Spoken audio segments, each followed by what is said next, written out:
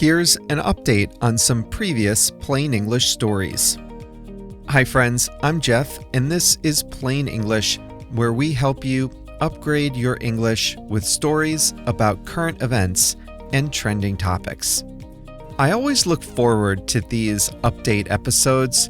Twice a year, once in the fall and once in the spring, we revisit stories we've talked about in the past. So today, I've got updates on a number of stories for you.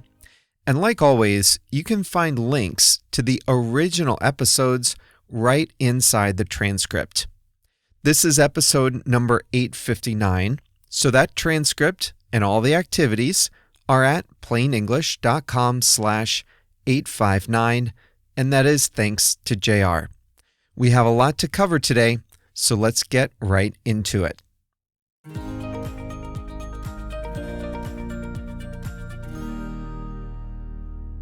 Episode 814 was about the shocking theft at the Louvre.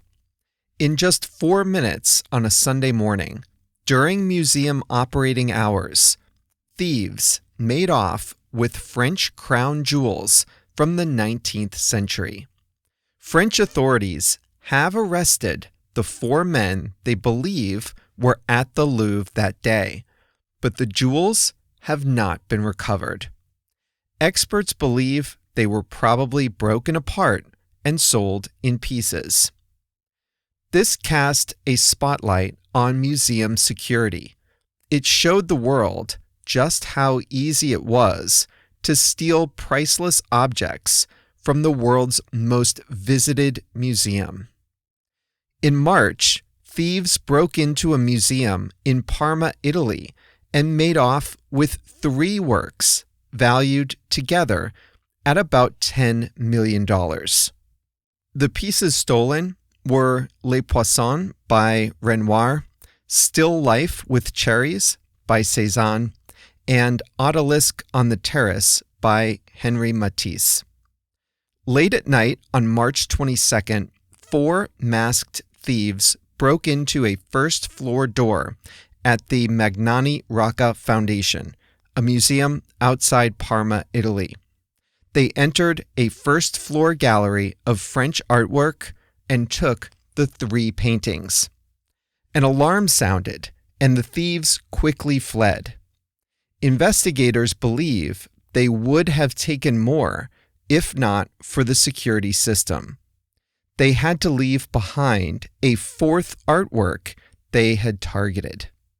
The thieves left through the museum gardens and climbed a fence to get off the property. The entire theft took 3 minutes. The museum kept the theft secret, hoping to catch the thieves in case they returned. The theft was reported a full week after it happened. Episode 675 was about English in Quebec. Canada, you might know, has 2 official languages, English and French. The government and national institutions are required to be able to give service to citizens in both languages. About 55% of Canadians speak English as their first language, but in Quebec, about 85% are native francophones.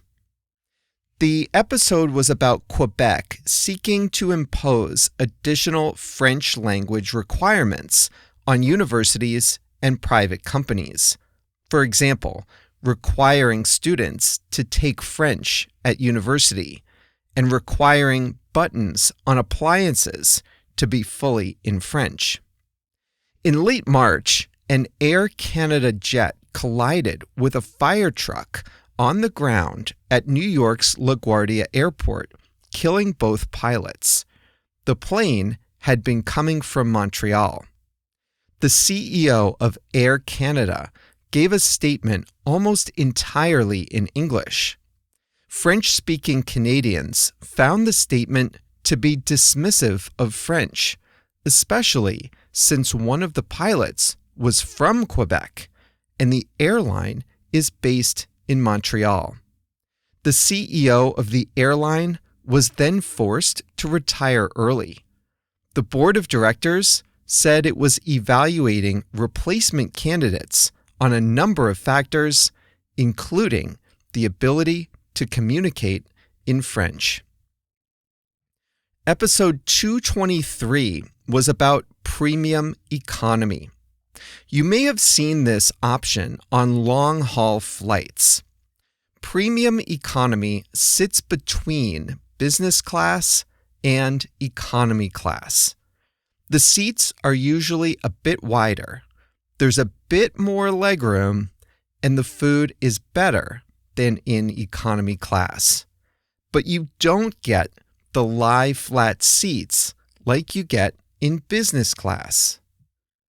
I flew premium economy from Chicago to Dublin in 2019. I got an upgrade offer to premium economy and decided to try it out. I concluded in that episode that premium economy was nice, but not worth the extra money. I appear to be in the minority. In the time since that episode came out, passengers have been plumping for premium economy, and airlines are only too happy to oblige. They get to charge higher fares without dedicating much additional space per passenger. Lufthansa has called premium economy a money-generating machine. Airlines like United, Lufthansa, Emirates, Turkish, and TAP Air Portugal are all investing more in premium economy seats. I'm going to Europe again soon. I checked one route on United Airlines for the date I'm trying to go. $842 in economy, $4,714 in premium economy, or about 460% more money for only 40% more space. No, thank you. Episode 799 was about the Grand Egyptian Museum.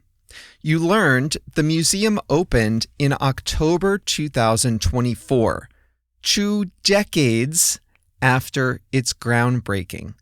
But the most valuable galleries, the Tutankhamun, were not on display for the grand opening.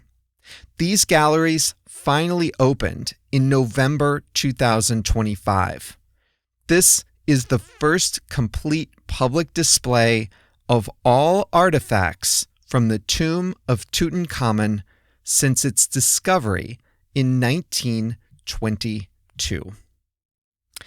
It was a long 3 years, 5 months, and 6 days for fans of BTS, but the ultra-popular boy band made its triumphant return to the stage in central Seoul, South Korea, on March 21st, performing before tens of thousands of ecstatic fans. BTS performed songs from its new album, Arirang, and familiar hits. The album sold 4 million copies on its first day. The concert was streamed live on Netflix. The band had to go on an almost 4-year hiatus so its members could complete their military service. They have done that, and they are now on an 82-show tour.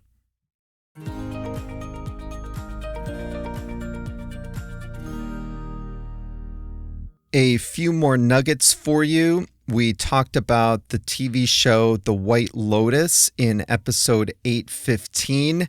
We specifically talked about how the first 3 seasons were filmed at Four Seasons resorts. The location for the 4th season has been announced. It's going to be at a 19th century castle hotel in Saint-Tropez, but not at a Four Seasons resort. Look for season 4 of The White Lotus in 2027. Episode 505 was about mullet haircuts. They are only more popular now than they were in 2022.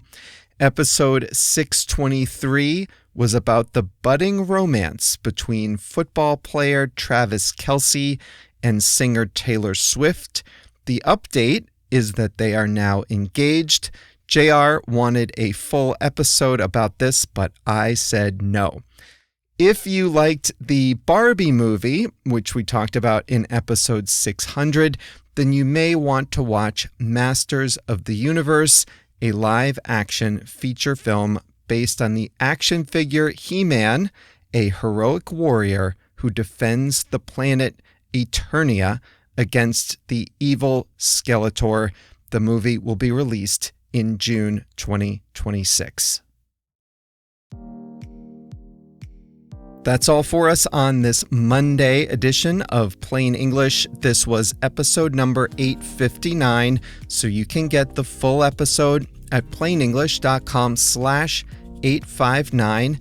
And remember, that transcript has all the links to these original stories. So if you want to go back and hear the original Barbie review or the Travis Kelce Taylor Swift episode or the Egyptian Museum episode, you can do all that by following the links that are in the transcript, plainenglish.com/859. We'll be back on Thursday with an expression episode and on Monday with a new story. See you then.